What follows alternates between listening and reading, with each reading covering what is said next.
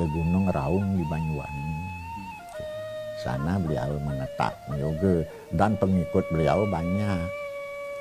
Ada puisi, beliau disuruh untuk meluaskan, membuat pemukiman di Pulau Panjang namanya, di Bali ini sekarang ya Bali.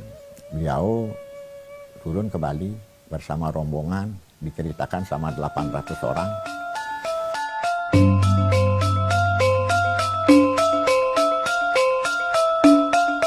Lantaran beliau dan pengikutnya yang disebut Wong Age itu tidak mengadakan upacara ritual, nah sehingga sebagian daripada pengikut mereka ini kena wabah. Akhirnya meninggal dan kembalilah beliau lagi ke Gunung Raung yang disebut Giri Rawang untuk memohon petunjuk apa yang terjadi. Setelah dapat petunjuk, beliau datang lagi ke Bali.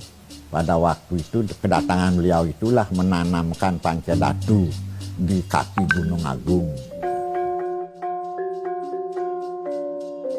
Pancadatu ada 5 jenis logam seperti emas, tembaga, perak, perunggu, dan permata. Dan disertai dengan yang disebut dengan tirta pengentas. Akhirnya selamatlah pengikut beliau dan Pulau Dewata ini. Makanya tempat ini disebut Basuki. Basuki itu artinya selamat. Selamat. Basuki selamat. Atau rahayu. Nah asal mula dari Basaki itu adalah Basuki dulu. Baru ada Basaki. Sejak itu menurut saya bahwa disitulah mulai awal masyarakat Bali melakukan suatu upacara ritual secara Hindu dengan bentuk bebanten upacara itu.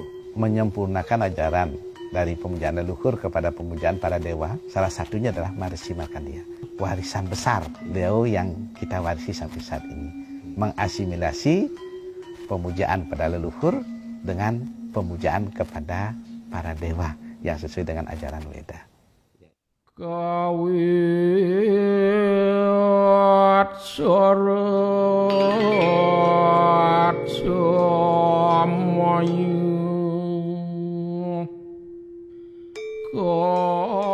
Empu Kuturan itu sekitar abad 10-11. Jadi di situ udah ada zaman kerajaan Udayana Warmadewa namanya. Itu muncul nama-nama Kuturan sebagai pejabat. Gitu. Istilahnya Senapati Kuturan. Itu banyak jabatan Kuturan yang muncul pada waktu itu. Kuturan di Bali itu adalah nama sebuah jabatan, bukan nama seseorang. Tetapi Kuturan di zaman Raja Udayana adalah Kuturan yang bernama Rajakerta. Sedangkan Kuturan-Kuturan lain tetap ada setiap zaman pemerintahan kerajaan atau raja-raja yang berikutnya. Dalam salah satu prasasti Kuturan dengan didirikannya Pura Penenjoan yang ada di kawasan Basakih juga, yang kurang lebih ada 1000 meter di atasnya, di mana disebutkan bahwa Basakih diperluas arealnya itu di zaman Empu Kuturan di era Udayana.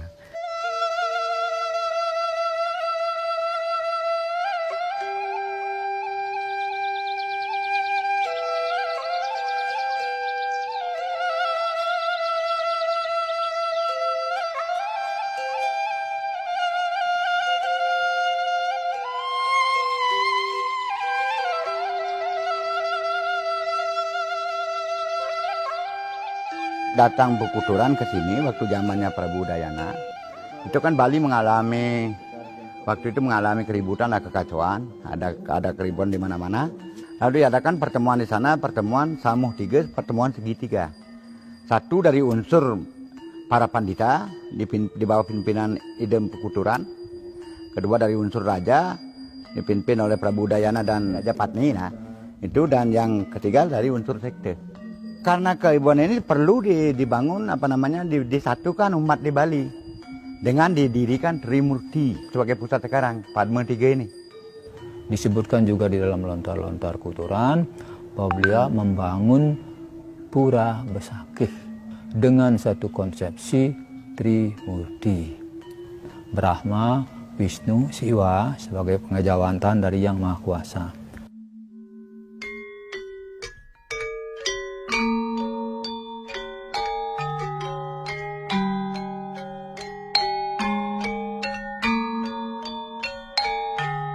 Perluasan Besakih yang paling monumental yang kita bisa lihat sampai saat ini itu ada di era Dalem Ketut Ngelesir. Beliau inilah raja yang pertama di Gelgel dan beliaulah yang sangat konsen dengan pembangunan Pura Besakih itu sendiri. Ditata kembali, baru dibangun pedarman-pedarman sebagai tempat pemujaan dari klan-klan, dari soroh-soroh. Dan di dalam pura penataran sendiri ada juga pedarman-pedarman.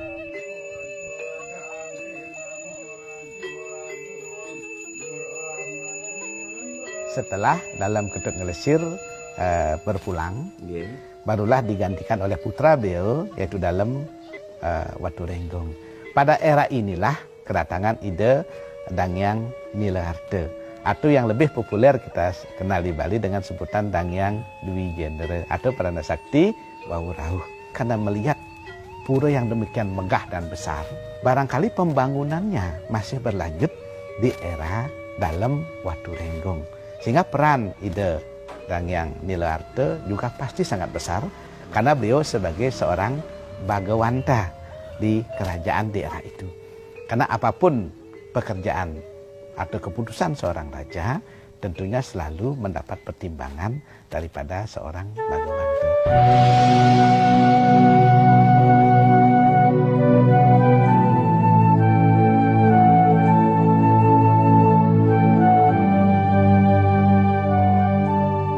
Perkembangan Hindu sampai ke seluruh dunia dan kita berbicara tentang Bali itu di era zaman Purana.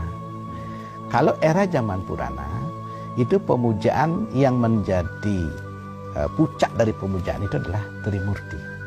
Yang menjadi Ista Dewata itu adalah Brahma, Wisnu, dan Siwa Riswara. Para dewa yang merupakan manifestasi daripada ide Sang Hyang Widi, Tuhan Yang Maha Esa.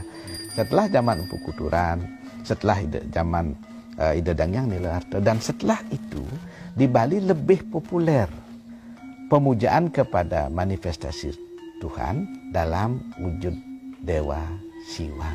Sampai saat ini, maka dari konsep Trimurti, ada pemikiran beberapa cendekiawan kita di era itu, pemikiran mereka di Padma Tiga itu sebagai setana daripada Tripurusa, yaitu 3 siwa utama, karena sudah bercorak siwaistisi tadi. Akhirnya kekuatan Siwa diutamakan, muncul ke atas, maka muncul siwaistis. Dengan begitu, Padma Tiga itu juga dimengerti, diterjemahkan sebagai Tripurusa, artinya Siwa, Sadasiwa, dan Paramasiwa.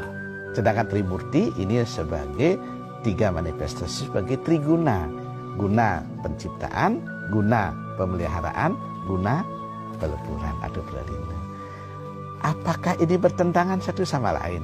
Tidak sama sekali. Kalau kita mengacu kepada dasar aksara, Sabatai nama Siwa. Sebenarnya semua itu adalah nama Siwaya. Itu adalah nama Siwa semua. Kita tidak bisa membedakan Brahma ini adalah bukan Siwa, Wisnu ini bukan Siwa, tetapi beliau adalah semua manifestasi yang sama. Dia adalah perwujudan Tuhan yang sama sesuai dengan fungsi masing-masing.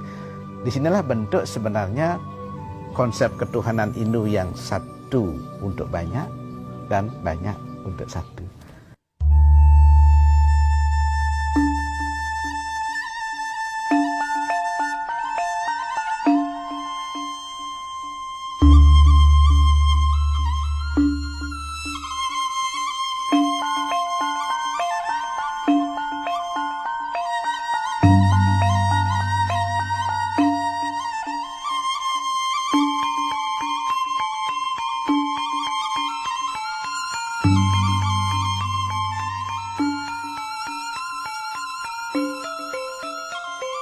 Khusus tentang Besakih, itu pendiriannya adalah dengan dasar lontar Padma Buana. Di mana dalam lontar Padma Buana ini adalah seperti namanya, Padma itu adalah lotus. Di mana inti sari daripada lotus itu atau Padma itu adalah Besakih dan Padma 3. Padma 3 ini adalah inti daripada Padma itu. Daun pertama dari kelopak bunga Padma itu adalah Catur Loka Phala, yaitu 4 helai pertama. Yang pertama adalah Pura Kiduling Kreteg, terus ada Pura Gelap, ada Pura Batu Madeg, ada Pura Ulun Kukul, di mana pendaftaran adalah inti. Jadi 4 ditambah 1. Refleksinya itu, kalau Pura Lempuyang sama dengan Pura Gelap, Pemujaan Sang Hyang Iswara. Pura Andekasa sama dengan Pura Kiduling Kreteg, Pemujaan Batara Brahma. Mahadewa di Batu Karu refleksinya adalah Ulun Kukul, sedangkan Pura Batur refleksinya adalah Pemujaan Batara Wisnu, Pura Batu Madeg. Nanti ada yang disebut dengan Catur Lawa. Nah, ini yang barangkali sering terlupakan. Kenapa terlupakan? Karena saat ini dia banyak dikategorikan sebagai Pura Pedarman. Sebenarnya Catur Lawa ini tidak masuk ke dalam Pedarman murni, karena dia adalah lawa daripada Besakih sendiri. Di mana Catur Lawa ini terdiri dari yang pertama adalah Pura Catur Lawa Ratu Pase.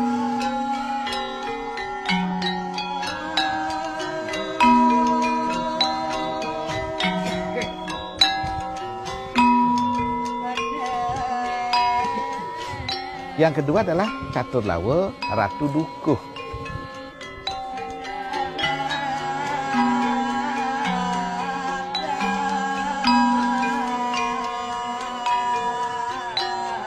Yang ketiga adalah Catur Lawa Ratu Penyarikan.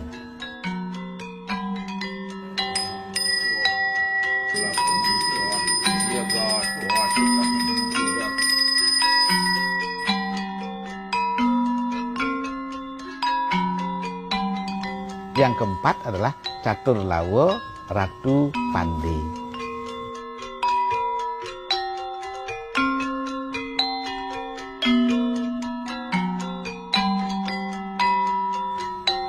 Keempat-empat ini adalah bagian sangat penting dan integral di dalam pelaksanaan upacara. Karena 4 Catur Lawa inilah yang berperan untuk suksesnya pelaksanaan upacara-upacara kecil, menengah, dan besar di Besakih. Penyungsung pengemong-pengemong inilah yang nantinya akan bertugas menyukseskan proses upacara itu dari zaman keberadaan Pura Besakih itu sendiri sebagai kayangan jagat. Di samping itu, helai-helai yang lain kita bisa lihat ada Sad Kayangan. Sad Kayangan, kalau sudah menyebut Sad Kayangan, pasti dia jumlahnya harusnya 6 kayangan. Di Bali Sad Kayangan itu jumlahnya 9. Sad Kayangan itu tidak menentukan jumlah, tetapi menunjukkan ketuaan, keawalan keberadaan pura itu. Pura Besakih termasuk di timur laut. Di timur adalah Pura Lempuyang,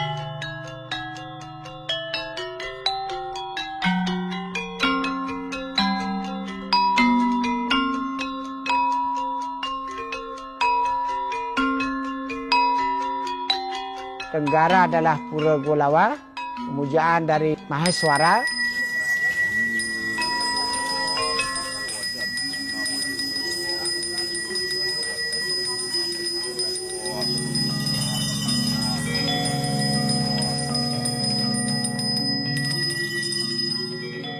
Di selatan Pura Andekasa, tempat pemujaan Dewa Brahma.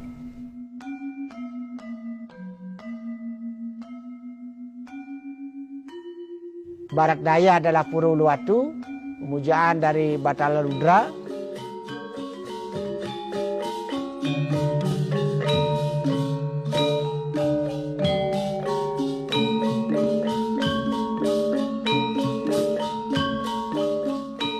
Sedangkan di barat adalah Pura Batu Karu, pemujaan Mahadewa.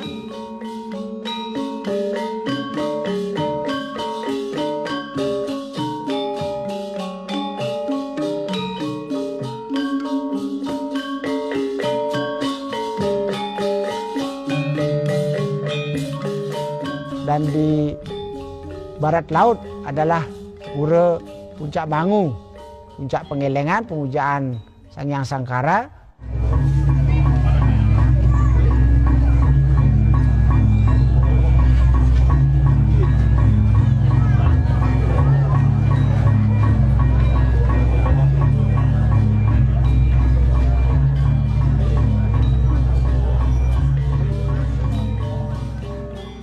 Dan di utara adalah Pura Batur, sedangkan di tengah sendiri adalah Pura Pusering Jagat yang berada di Pejeng.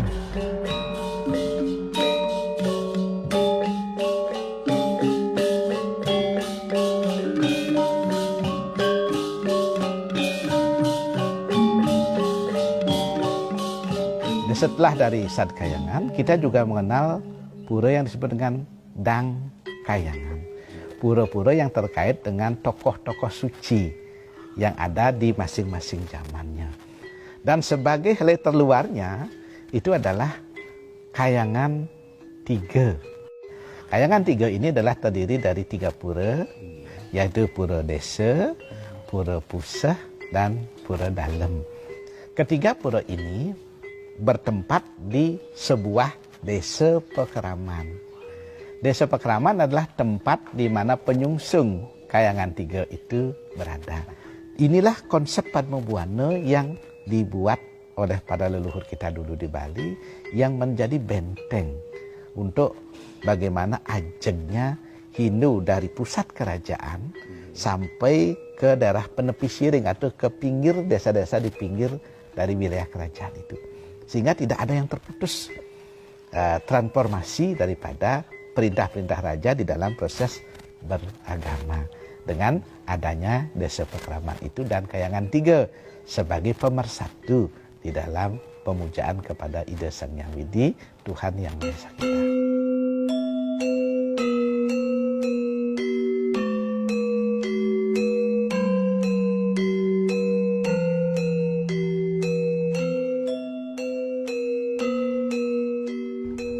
Kalau dilihat ke 18 komplek Pura Besakih itu, mulai dari bawah kita lihat persimpangan.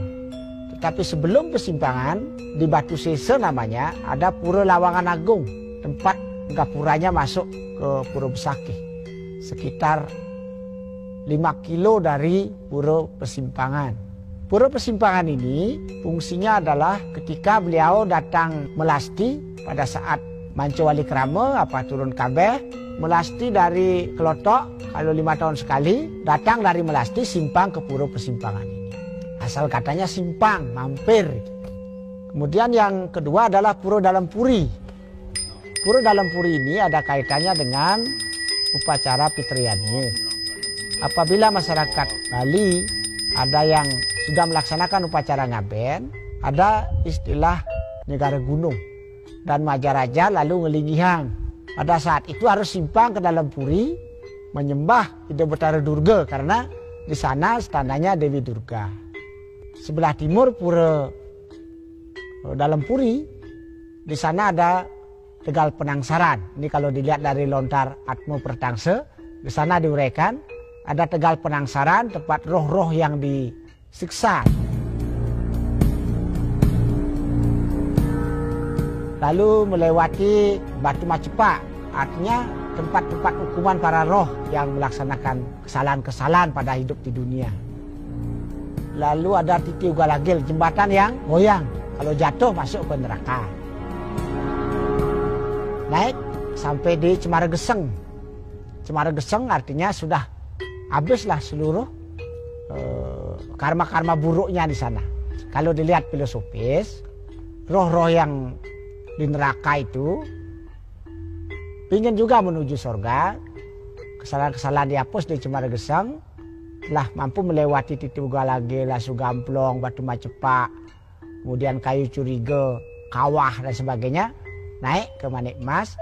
Orang-orang yang ingin mendapat kesucian lewat Candi Bentar, naik menuju Manikmas. Manikmas ini adalah pura tempat penyucian. Kemudian dari Pura Manikmas ini menuju ke Pura Bangun Sakti. Bangun Sakti fungsinya adalah untuk pemujaan kepada Dewa Pertanian memohon agar semua tumbuh-tumbuhan bisa hidup dengan baik. Maka semua kehidupan di bumi dimohonkan di Pura Bangun Sakti. Bangun Sakti artinya, bangun artinya bangkit, sakti kehidupan. Sebelah baratnya ada Pura Ulun Kukul. Ada kukul di sana besar. Dulu kalau orang pengadilan tidak selesai, maka ada sumpah cor di Pura Ulun Kukul. Bersumpah di sana dengan membunyikan kukul itu. Sekian hari, sekian bulan sumpahnya, yang salah pasti terkena sumpahnya sendiri. Di sana kalau menurut pengibaran Pura Ulun Kukul ini termasuk arah barat dari Pura Penataran Agung, tempat pemujaan Mahadewa. Lalu ke utara dari Pura Ulun Kukul ada Merajaan Selonding. Itu tempat penyimpanan musik selonding dari keturunan Demane Angkeran yang masih memelihara di sana pengembangnya.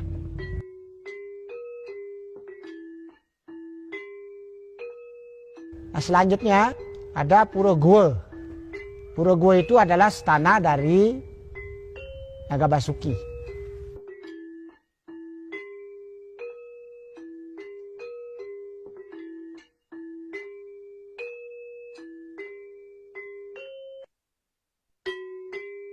Di atasnya ada Pura Rambut Sedana yang fungsinya adalah berkaitan dengan dagang. Di sanalah tempatnya. Melanting, sama dengan melanting. Naik lagi, maka sampailah di Pura Merajaan Kawan, jadi Pura Banua namanya. Di sana berkaitan dengan upacara pertanian.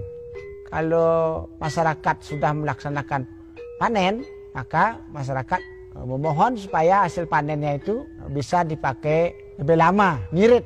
Jadi bahasa Balinya ini. Lalu ke timur dikit ada Merajaan Kanginan. Sebenarnya merajannya Demane Angkeran. Lalu ada Pelinggi Empu Bradah, karena Empu Bradah pernah berjasa di Pesakih. Lalu ke barat ada Pura Cenggala. Ini adalah Pura yang aloh, Rajapati kalau. Di sana disimpan patung Empu Kuturan dan Resi Markandia. Di atas Pura Banua ada Pura Basukian. Nah, Pura Basukian ini sentralnya Pesakih. Pura ini sebenarnya menjadi dua bagian. Di utama Mandala ini adalah Istana Lingga Ida Betara Naga Basuki.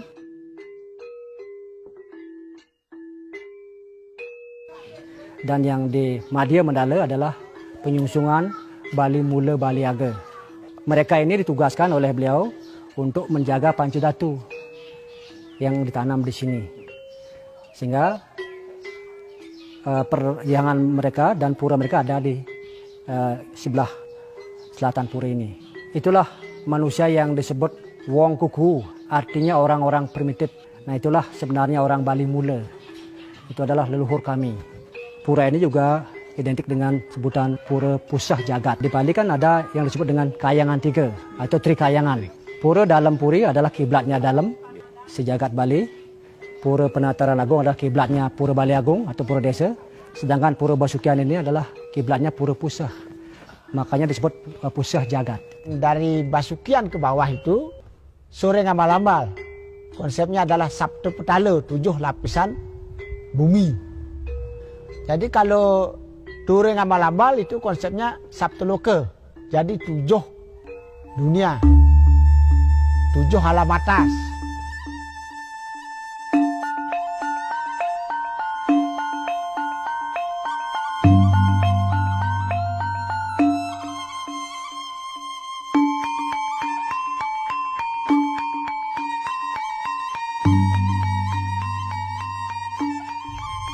Naik ke Penataran Agung, di teras pertama akan bertemu dengan Balai Pegat dan Balai Ongkara.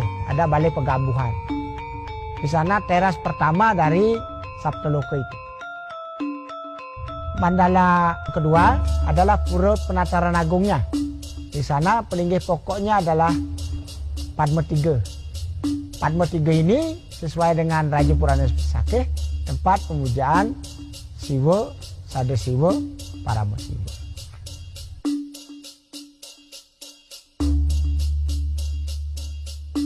Mandala 3, pelinggih pokoknya adalah Betara Majapahit, Maspahit, Meru Tumpang 11. Catur warga Bang Mane Angkeran, yaitu Pelinggih Ide Betara Tulus Dewa. Mandala keempat, Pelinggih pokoknya ada Betara Sunaring Jagat. Di sebelah kirinya ada Betara Subandar.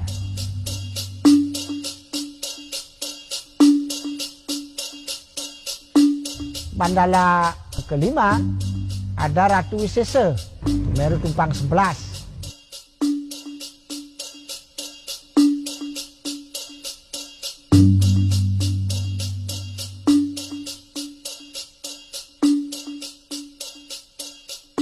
Mandala keenam ada Pelinggih Kiwa Tengen. Pelinggih Kiwa Tengen ini pemujaan kepada Ardenariswari, jadi perusuh perdana. Lalu terakhir mandala ketujuh Sunya, artinya tidak ada apa-apa lagi, kosong. Dari penataran agung kita akan bisa lihat dari utara ada Pura Batu Madeg. Pura Batu Madeg ini tempat distanakannya Ide Betara Wisnu pada Meru Tumpang 11. Di Batu Madeg ada juga Pedarman Ide Mane Angkeran, Meru Tumpang 9.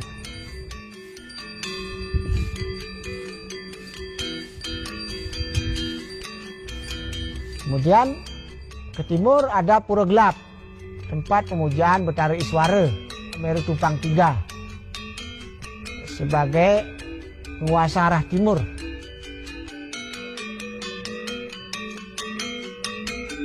Kemudian ke selatan ada Pura Kiduleng Kerteg, pemujaan Ide Betara Brahma pada Meru Tumpang 11.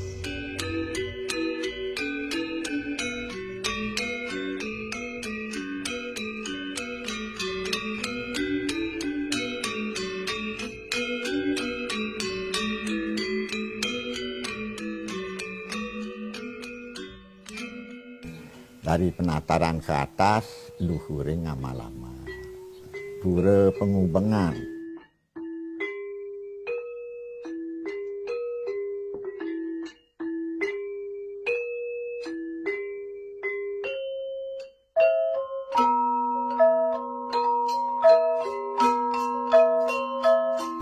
Pura Tirta.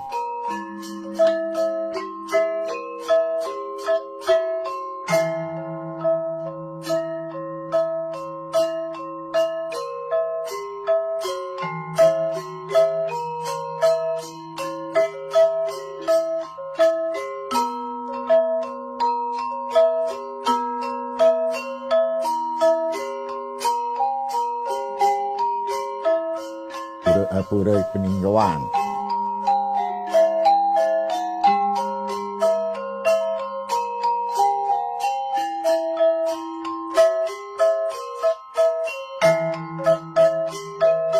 Masyarakat desa adat Besakih dibagi untuk memaksan masing-masing pura.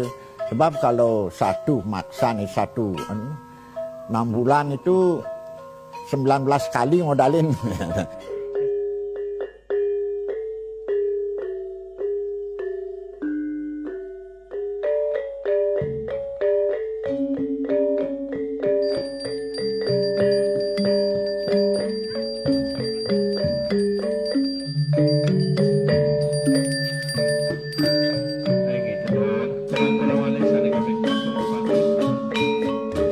Nah, berikutnya di Besakih juga ada upacara yang sangat unik yang disebut dengan upacara ngusabe. Juga kita kenal dengan istilah mecatur. Upacara mecatur ini adalah upacara yang dilangsungkan di 4 catur lokopala itu. Kari yang 4 itu adalah mulai dari Pura Gelap. Karena Pura Gelap itu Linggih yang Iswara, itu upacaranya dilaksanakan pada Purnamaning Karo yang disebut dengan karya pengentek jagat. Dan setelah di situ baru ke Pura Ulung Kukul Linggih yang Mahadewa, itu yang disebut dengan karya pengurip bumi, itu disanakan di lembing ketiga. Nah, setelah di situ lagi ke tengah di Padma 3 yang disebut dengan Usaba Kapat. Dan setelah di Padma 3 pindah ke Pura Batu Madag, Istana Lingga Hyang Wisnu. Itu adalah di lem kelima yang disebut dengan Penaung Bayu. Setelah itu baru ke Pura Kidul Ketag, itu di Purnama ke-6 yang disebut dengan Kari Penja Brahma. Ada perayaan yang dilakukan setiap setahun sekali juga yang disebut dengan Bathara Turun Kabeh. Semua dewa-dewa yang ada di Besakih semua turun ke penataran, itu turun kabeh. Dewa Gunung Agung bersabda, kita wong sedaya, wahai engkau semua manusia. Katakan seperti itu. Jangan kita anggarepaken basuki, ayu kita lali gawe berbagi. Artinya kalau engkau ingin mendapatkan keselamatan, jangan lupa mengembalikan apa yang pernah kamu terima dengan bentuk upacara. 10 tahun sekali itu dilangsungkan upacara yang disebut dengan upacara Mance Wali Krama. Itu dilangsungkan rutin setiap 10 tahun sekali. Dan yang sudah kita ketahui sebagai goal upacara tertinggi yang sudah kita rayakan sampai saat ini, itu yang setiap 100 tahun sekali, yang disebut dengan upacara Eke Dasa Ludra. Masih ada satu upacara. Upacara ini di dalam lontar Bamakerti atau lontar-lontar yang mengacu tentang Raja Purana yang ada di Besakih, ini disebut dengan upacara Merebu Bumi yang dilangsungkan setiap 1000 tahun sekali.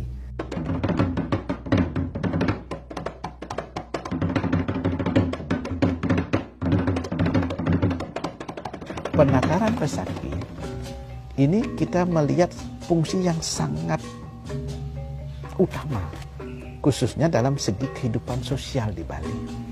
Karena Pura Besakih ini adalah salah satu pura yang berfungsi sebagai pemersatu umat Hindu di seluruh Bali. Suatu saat Pura Besakih itu adalah pemersatu umat di seluruh Nusantara.